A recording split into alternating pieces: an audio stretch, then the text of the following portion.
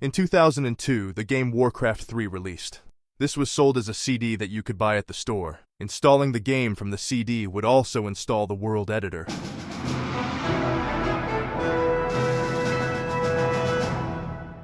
Back then, the iPhone had not been invented, and making computer games seemed like an immensely complex technological secret. So being able to open the world editor and edit a fishman to have my own custom name for the character, and to be 8 times bigger, seemed extremely awesome.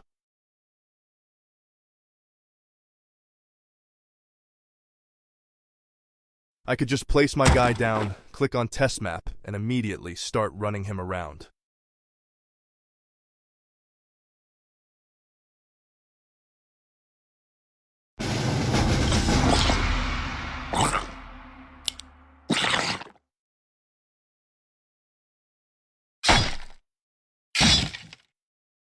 In 2003, an expansion CD called Frozen Throne went on sale in stores.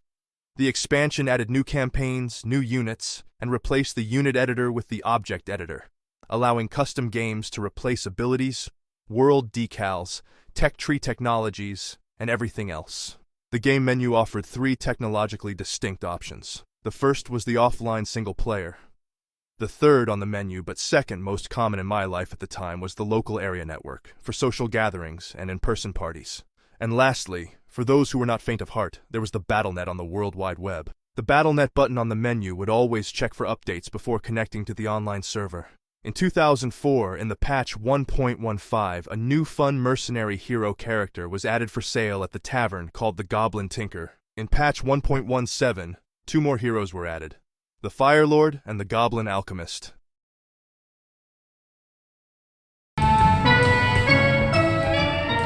All parts accounted for.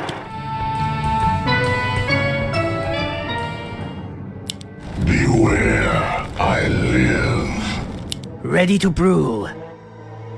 Fire What you away. got? Let's roll out. After 2004, a period of relative stability settled onto Warcraft III. While the rest of the world evolved iPhones and the internet browser wars, where every technology product that anyone created would break or quit working constantly, by contrast, on Warcraft III, the game remained relatively stable. That was until 2009. Around the same time that Activision bought out Blizzard Entertainment, a critical security vulnerability was discovered in Warcraft III. The custom map developers had gotten increasingly creative with the world editor, until one of them discovered a way to put a virus into the custom map files that could puppet the Windows computer under the guise of being part of Warcraft III, taking over the computer at its lowest and most vulnerable level without triggering any antivirus.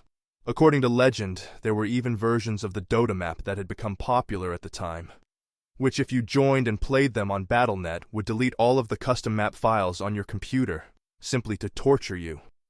I recall downloading a map that was an example of this a few years later to review the issue, and the map was able to pop open the command prompt on the Windows computer and inject messages into it, just to prove it was working. So, in a world where Activision Blizzard only really cared about World of Warcraft and had kept Warcraft 3 entirely in maintenance mode, they were suddenly forced to do something. Using advice from the self-proclaimed free software terrorist and custom script moderator from a Warcraft 3 modding website that no longer exists today, Activision Blizzard threw a bunch of new hash table functions into the Warcraft 3 game, mostly dumped haphazardly into what had otherwise been a very carefully organized codebase. This was a love letter to the custom map community, because without it, the fix for the virus maps would have been very heavy-handed. As it was, most custom games quit working. But this new API that was thrown into the game offered the custom map developers a replacement for removed features, but in a more secure way. There were a few more small patches, but they were relatively small. From 2010 or so until 2017, Warcraft 3 sat on the patch 1.26 with very few technical changes compared to the rest of the world, allowing its biggest fans to depend on this stable system for another half-dozen years when building custom games. In 2016, some goober on the Hive Workshop modding site discovered a new way to put viruses back into custom maps, and promoted the idea publicly that he should use this technology to infect everyone with a virus that makes their game resistant to other virus maps. Blizzard announced a new patch the following month.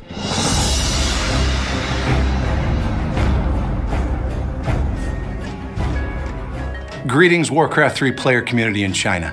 My name is Rob Breidenbecker, and I head up the Classic Games group here at Blizzard. Thank you very much for your support over the past decade of playing Warcraft III. Over the past few months, you may have noticed, we have introduced a new battle platform. It's introduced features like matchmaking, the ability to communicate with your friends at a level that is unparalleled to anything that we have done with Warcraft III in the market before. And on top of that, we're proud to announce that on March 15th, the next patch for Warcraft III will be available in the market simultaneously with the rest of the globe. This is only our first stop, and we look forward to having you along on the journey. Thank you again for all of your commitment, and we look forward to seeing you online.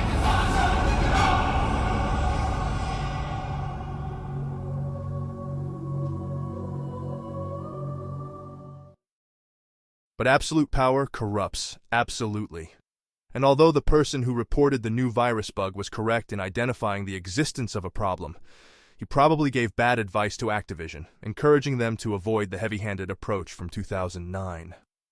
Whatever the cause, the underlying issues were not actually fixed until several years and several patches later. Here is an example where he claims the issue to be fixed as early as version 1.27. But in my tests, using his instructions, I was able to reproduce the stuff that was supposedly removed in 2009 and get old mods from back then working again, even on version 1.28. And then they stopped working several patches later. Surely there is a point where Activision stops listening to advice from this kind of person. Looking back now, patch version 1.27 barely did anything of note. The maximum size for a custom game map was changed from 8 megabytes to 128 megabytes, which was fun. Other than that, it was just the new team getting their feet wet. If I play a video clip of patch 1.18 from 2004 or a video of patch 1.27 from 2016, most viewers will hardly see a difference. It's the same game with a couple of numbers twiddled.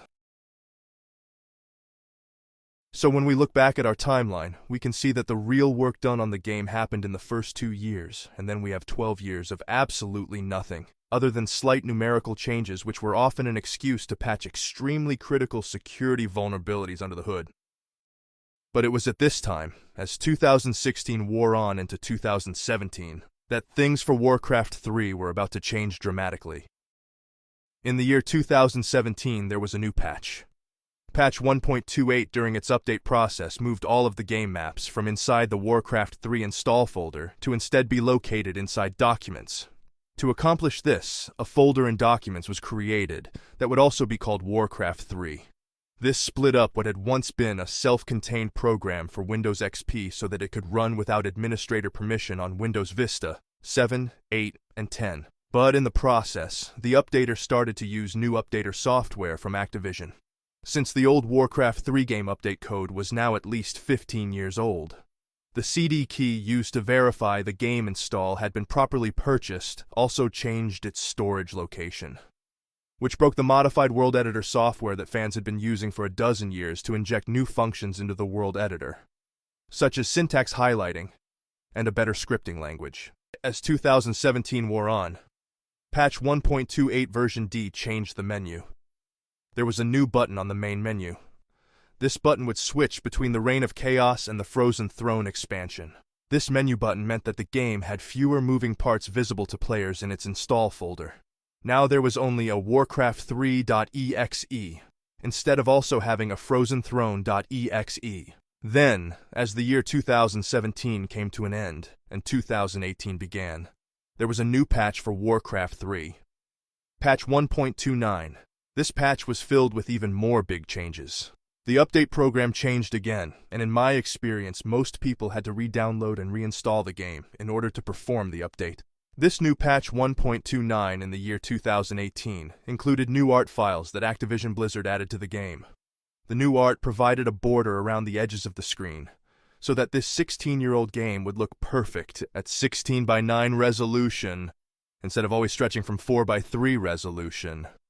This patch also changed the game engine so that instead of 12 players, it could support up to 24. This required adding new color data files for the 12 new colors. In the old system for updates, each new patch would replace only a small file called war3patch.mpq. However, for this patch, the file no longer existed, and the changes were integrated back into the original Reign of Chaos and Frozen Throne storage files. Obviously, these changes were not without growing pains for anybody who was trying to make custom maps. Supporting up to 24 players was the user-facing change, but inside the code, the game had changed from 16 players to 28. However, those last 4 players had to change their numeric indices. Any custom game that had hard-coded a player number index to try to load quickly began to mistakenly refer to one of the new colors instead of the neutral player when spawning neutral shops, critters, or creeps. In the reorganization of game storage, some files changed their associated names and locations. One notorious issue was the construction graphic used for Naga structures from the campaign. The campaign itself was fine, but custom games that included reference to this file were suddenly broken because the internal file had relocated, and any custom game piece that referred to it now, instead, referred to an invalid file location in game storage. And it was by far not the only game file with this problem. But why? Why fix it if it was not broken? Howdy, BlizzCon!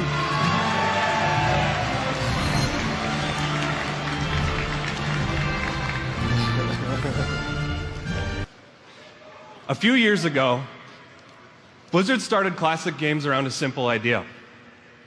The world should always be able to play the games that helped lay our foundation. Luckily for us, sometimes that means we get to remaster one. Yeah. So, on behalf of your dedicated men and women of Classic, I am honored to present the return of another Titan.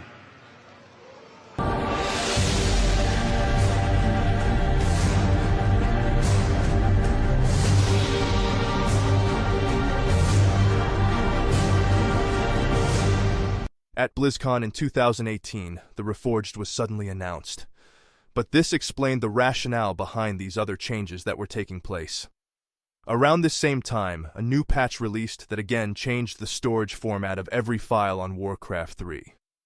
Now they were stored in the Activision cask system, instead of the MPQ format. Inside the cask, files were kept in virtualized folders with the old MPQ archives as the folder names. However, in the new storage, the Reign of Chaos and Frozen Throne file archives were collapsed into one, so that changing between the two game modes would only change which unit stats to load and not which files as well. This process nuked a few Reign of Chaos specific icons and graphics, so that even in the Reign of Chaos emulation mode, they would be replaced by their Frozen Throne counterparts. The patch 1.30 changed the way the Battle.net connection in the game worked, so that online games all were hosted through the Activision Blizzard servers. Before this, the game list had been an actual list of game servers hosted around the world by other players. The change from an unencrypted channel that had been reverse-engineered over 16 years to instead use an encrypted channel that only interfaced with the official Activision code meant that it was no longer possible to have customized so-called hostbot software that had been invented by the players. The patch 1.30 also upgraded the world editor and added native support for the VJS code transpiler, which had been used for years by the modding community to extend the game script syntax, so that custom maps that had been made in hacked map editors could still be opened and saved, even now, when it was no longer possible to run a hacked version of the map editor. And then, as the following year started, in 2019, the Classic Games team released patch 1.31. According to its own patch notes, this was to be the last patch before the Reforged. This patch was sorta crazy. One of the developers described the patch to me on Discord as a patch within which they implemented more or less every single request people have.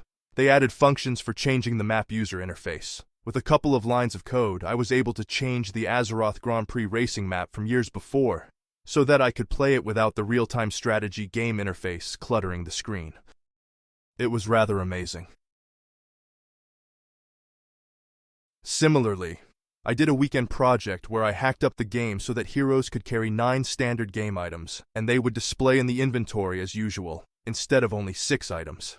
None of this stuff would have been remotely possible without patch 1.31, unless someone was making one of those virus maps and just hacking the game, which carries its own issues that conveniently were not a problem on patch 1.31.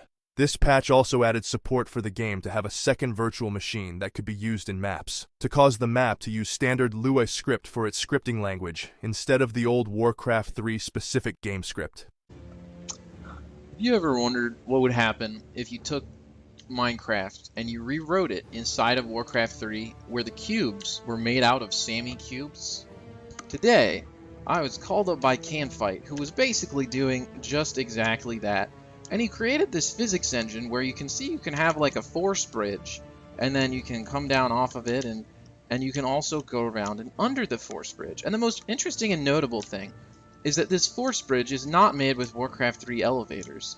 It's made with a physics engine that Canfight was writing, and as a result, even though this is just a standard Warcraft 3 map on patch 131, like if I had a second player in the game, here you see like the zombie represents the other player guy.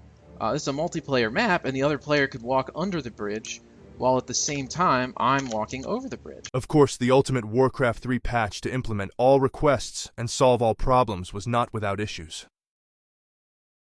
Here is a video clip that I used as a bug report to describe at one point how the camera angles on this new widescreen version of Warcraft 3 did not match their 2003 counterparts. It goes without saying that a new game version that allowed users to write high-performance Lua scripts and new user interface to create truly custom games was not without minor issues. Nevertheless, when we watch these two videos, 90% of the time, they look almost identical. It felt like I was looking at a beautiful future. This patch 1.31 program on my computer, looking back now. Was this the perfect Warcraft 3 remaster? At the time, of course, I was adamantly convinced that it was not perfect. I wanted perfection. Warcraft 3 had been a part of my life for the better part of 17 years. I was wholly convinced that the custom user interface functions were just rip-offs of some China hack that the developers themselves did not understand. I believed the API could have been far more powerful if it was simply given a little bit of tender love and care. And, as you might have expected, the format of the internal contents of the game in patch 1.31 had again completely changed. It was almost as if somewhere there was a person whose only job was data organization, and he kept changing his mind on what he wanted. Now those folders inside the cask system that had once been named MPQ as a nod to the old format were changed to instead be named W3mod. And for the first week after patch 1.31 was released, even though the public test realm version of the patch was basically perfect, the release version included new and untested code, and as luck would have it, that new and untested code totally corrupted the custom map data of any custom map that was opened and saved in the patch 1.31 map editor that first week. Blinded by a few small bugs, fans of the game like me did not see what was right in front of them. It was the perfect Warcraft 3 remaster, using the server architecture, widescreen support, file organization, and modding APIs of the Reforged game client, dumped into the Frozen Throne game. But it was before the Reforged managers had walked into the room with the developers and replaced the game menu with a web page and clustered all the code trying to shovel in crossplay between two sets of art files in a big hurry. Speaking of which, guess what came next in our chronological timeline? The first people to play Reforged publicly were the Russian hackers.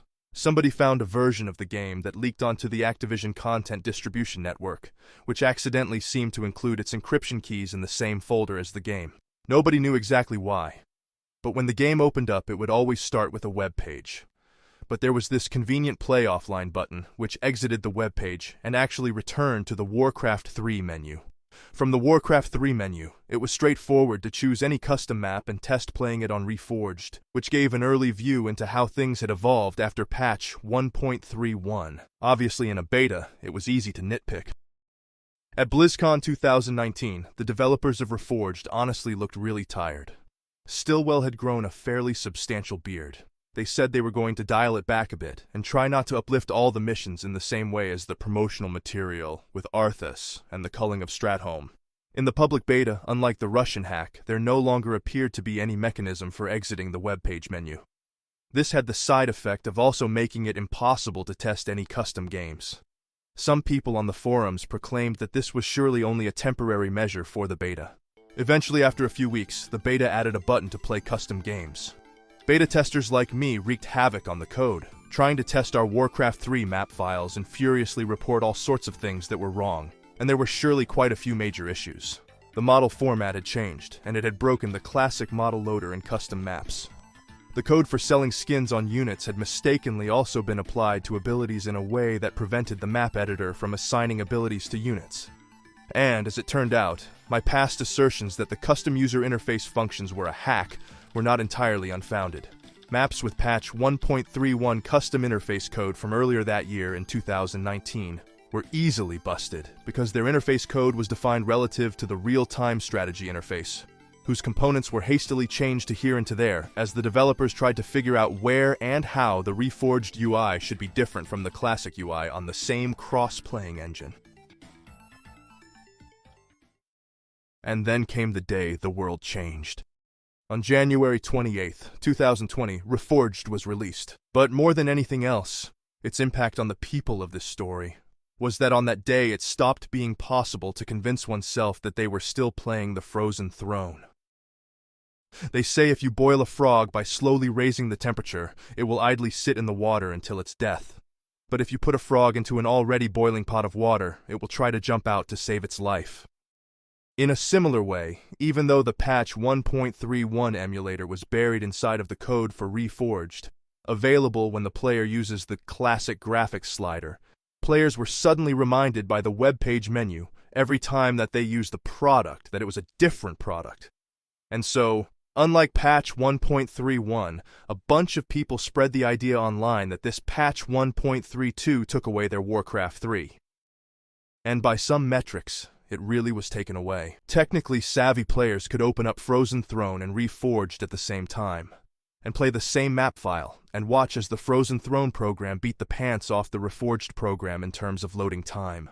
But that wasn't the worst of it. People were all over social media ripping on the Reforged. The problem wasn't actually that Reforged was necessarily bad. In my opinion, it was more so that Reforged removed its predecessor from user computers.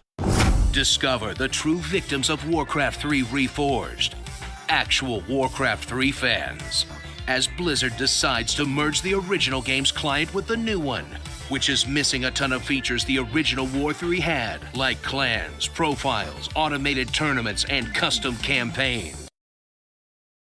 As 2020 was coming to an end, the development team responsible for Reforged tried a bunch of things internally, and posted this picture of the player profiles and match history that they were working on. Then, they were all laid off by managers before they could release back these features into the game. Another period of relative inactivity began, where the game servers only kept running in maintenance mode until 2022. However, during that time, for 2 years, out of sight and out of mind for Activision, there existed people on this earth called Warcraft 3 fans, and they plotted how to get their game back that had been taken away. It turns out that because the Reforged menu was a stupid web page and not a Windows C++ program like its predecessor, hacking the game was suddenly much easier. Fans figured out that the entire menu was compiled into one obfuscated JavaScript file. They could simply add the line breaks and indents back into the file and start changing its code, instead of needing to perform immensely complex disassembly like how the original Warcraft 3 worked. Players were suddenly able to add their own profiles, add their own matchmaking, and just make Activision look stupider and stupider for anyone who actually wanted to use the product. Similarly, in the custom games community, players innovated and published their own software to automatically break up the old campaign files into individual maps that could be played one by one on the Reforged client. This brought back another deleted feature of Reforged, which is the ability to string a sequence of single-player custom maps together into a custom campaign. In the year 2022, 2 years later, Activision made some kind of contract with a group called Playside Studios to outsource Warcraft III Reforged. Of that year, somebody uploaded an unfinished build of Reforged onto the public test realm. But players started testing it and realizing how much less stable it was than the Reforged version that was currently live. This was the patch version 1.33. Whoever was now in charge of Reforged, they quickly realized that they were not interested in user reports. If they were going to break one or the other part of the game, they needed to be free to do that without noticing. So they closed the PTR and declared that they would only do internal testing. Of course, as expected, many of the issues reported in that early PTR reappeared later when this patch went live.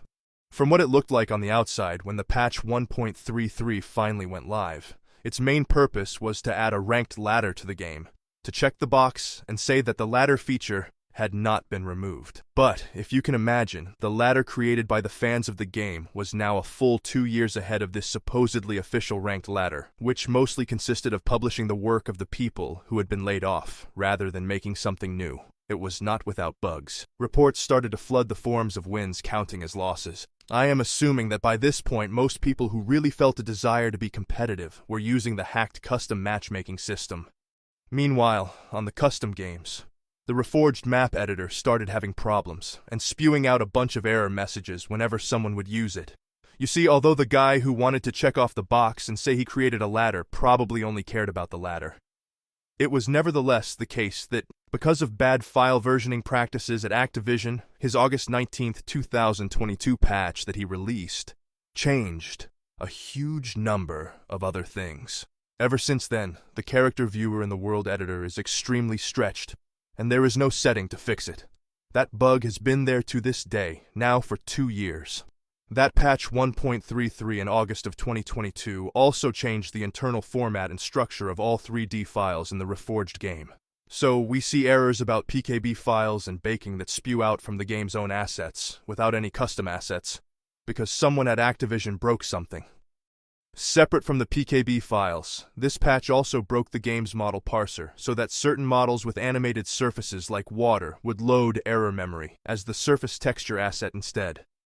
As the years wore on from 2022 until 2024, a series of additional patches were created. They fixed that water issue a year later in 2023, and fixed another really critical bug in early 2023 that had been introduced where any file read operation in the game code would cache the file and read the same one again later, even in a different context, causing tons of game data and information to go into all sorts of wrong places. But what we read about in their patch notes, and what they believed was more important, was that patch 1.34 added clans, and then patch 1.35 added custom campaigns, and then patch 1.36 added tournaments or something. But under the hood, other things were changing. Patch 1.36 fixed a bug that had been in the game for almost a year at that point, where rain and other particle effects on Reforged mode would crash the game. It was a stupid problem. The original version of Reforged from 2020 until 2022 had not had that issue.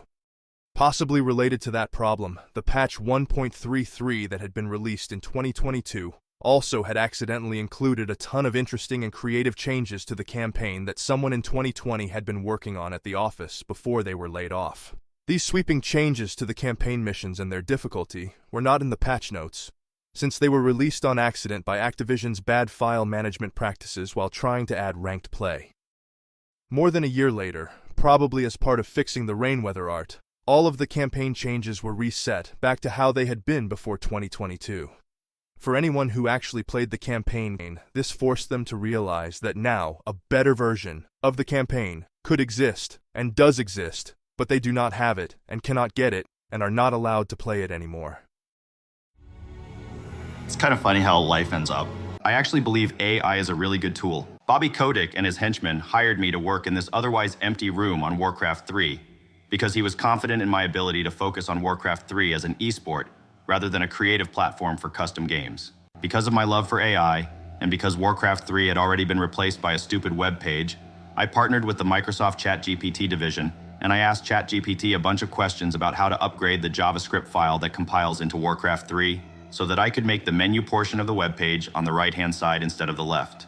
Market research had asked users what they want in this game, and they said that they wanted the old game instead of the new game. We wondered if that meant that they wanted the old, polished product instead of the newer and worse product that it was replaced with after 18 years. But then ChatGPT suggested that it would be less time-consuming to doctor the new product to look like the old one than it would be to just start selling people the old product. After I was done doctoring the web page, ChatGPT wrote me an awesome piece of Python code that basically says, for every file in the Warcraft 3 game, we upscale that file. This way, I was able to remaster Warcraft 3 a second time without actually changing the underlying art or game code. Here you can see the before and after of this awesome remastering process, as it pertains to the iconic Arthas character. Once my Python script had remastered all of the files in the game for me, I had ChatGPT duplicate the slider bar that toggles between Classic and Reforged, so that players can toggle each type of object in the game independently, based on whether they want the Reforged or Classic model file. However, some model files only have a Reforged version, so those files will ignore the user choice. This bridge, or the Elven Walls, are an example of that.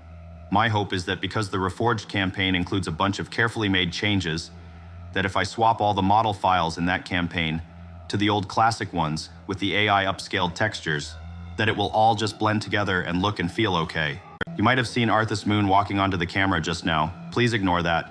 The Reforged model had a slow walk animation, but the old Classic model does not. My other hope is that nobody will play the campaign, so then nobody will notice. Also, while I was working, someone at the office showed me a really funny YouTube video about the Lich King arguing with a chicken over how to control the portrait setting on Warcraft 3. So, I decided I would just wing it and change the entire system for how the game decides unit portrait faces based on the funny YouTube video. I'm hopeful that this will not negatively impact custom games, but I don't care, so I didn't test more than 1 or 2 custom maps. Most of all, I know that Warcraft 3 players' favorite thing is to have their game update in a way that is outside their control to become even more complicated. So I am sure they will all be excited to know that Reforged will be replaced by my new AI upscale product. It will not be a separate product from Reforged to buy independently. That way, I do not make as much money, and anyone who is building content on Reforged will have their custom maps break, so that they will know the pain of the people who were making classic maps in 2020, who suffered to bring them the Reforged in the first place. Last but not least, if you think it sounds like my voice is AI generated, there is no need to worry. In the same way that it is perfectly morally acceptable for me to write over a Warcraft 3 player's beloved game installation on their computer with an AI modified version, it is likewise perfectly morally acceptable for a troll on the internet to have replaced my voice during this Warcraft Direct presentation with an AI generated version, giving an enhanced version of my original presentation. I hope you can find the strength of heart to pardon me for this satire. But by reviewing this timeline and looking back a little bit at history, I wanted to help new people who touch Warcraft 3 to understand why we would throw this kind of dripping satire at them. For a huge majority of this timeline, Warcraft 3 was a simple game that had the same untouched polish from 2004. Then, even when the game changed a bunch to create the Reforged engine, players did not complain, at least not nearly as much.